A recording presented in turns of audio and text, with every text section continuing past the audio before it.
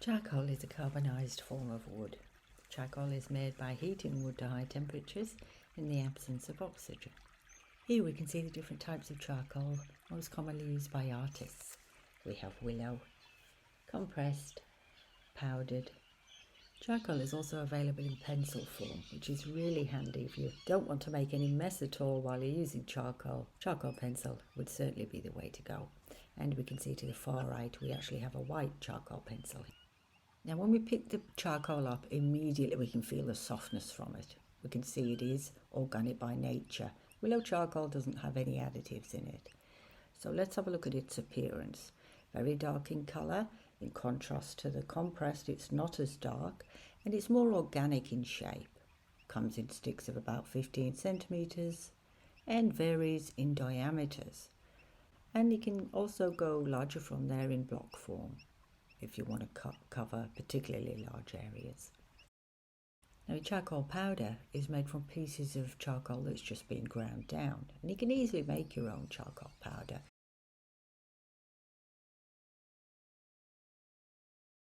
Powder is used a lot to block in large areas at once. It's got a beautiful delicacy to it. Really soft tones are achievable with a powder. It's a lovely thing to use, and in fact you can mix water with it and you can actually paint with charcoal.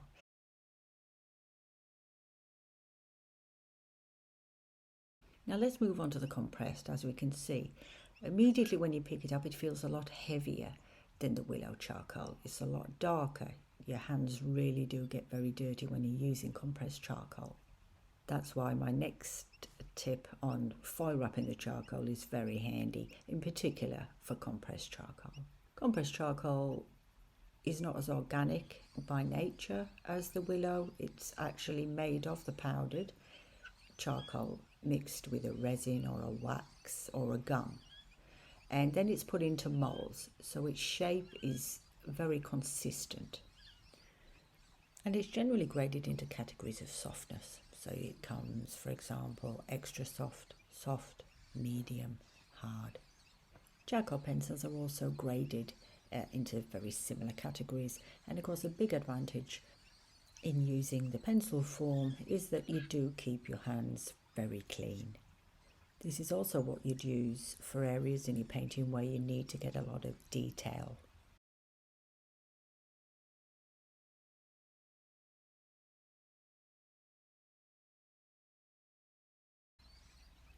Pencil form, of course, being made up of the compressed, but has the added addition of a wooden jacket that stops the fingertips being in direct contact with the compressed.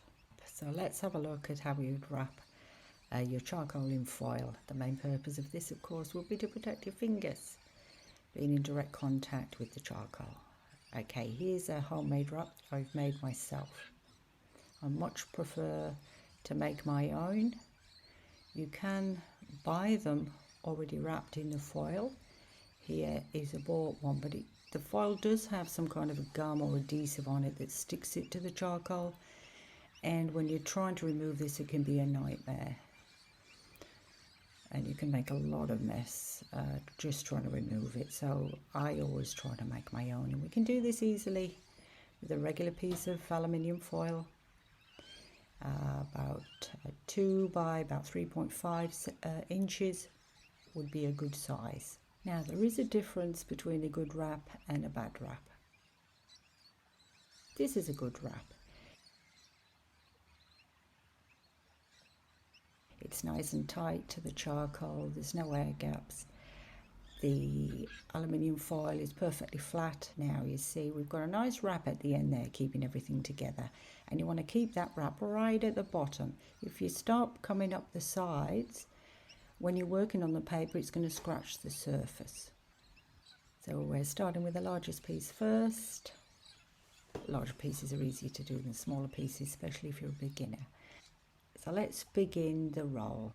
Okay, so start by folding the corner under as we bring the foil up and over, keeping it as flat to the charcoal as we can.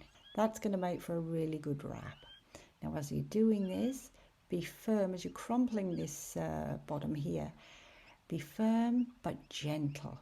You don't want to cause any tears in the aluminium foil. You're just crumpling it together,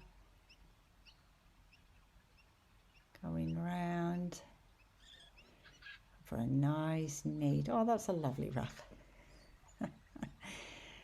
So let's do a couple more with the willow. The process is the same, of course, but it is more challenging when the sticks are very thin, and for extra thin sticks you'll find that is quite a challenge.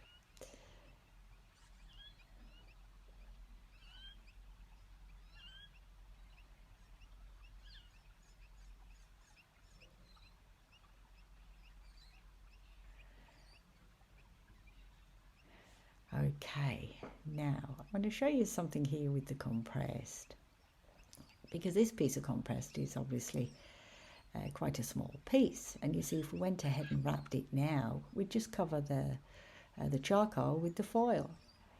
So what we can do is just put a little fold in there to where we want the charcoal to come in relation to the foil to come in relation to the charcoal. There we go, we've got about 1 centimetre clearance there.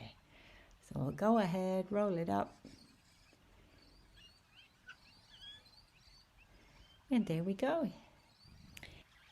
So we're picking up the willow, we're going to touch the paper, applying very light pressure, and as we work down, we're going to just be applying a little bit more pressure, and then a little bit more, and a little bit more, as we move towards these darker tones. And you can see we've got some lovely darks coming there now, just with the willow alone.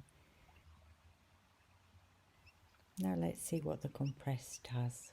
So we start again, very, very light pressure as we come in there, adding a little bit more pressure as we work down, getting into some really very dark, almost ebony shades there. And let's just have a look at that in comparison to the darks of the willow that initially appeared quite dark, but compared to the compressed, it's not as dark.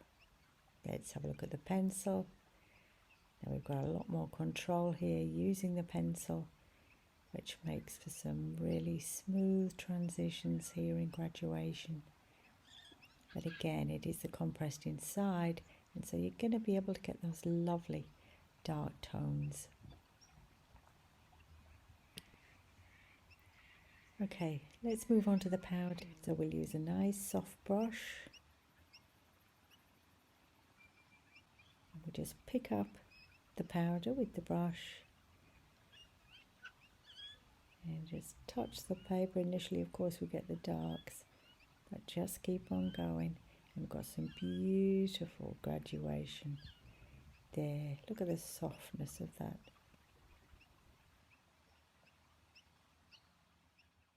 So let's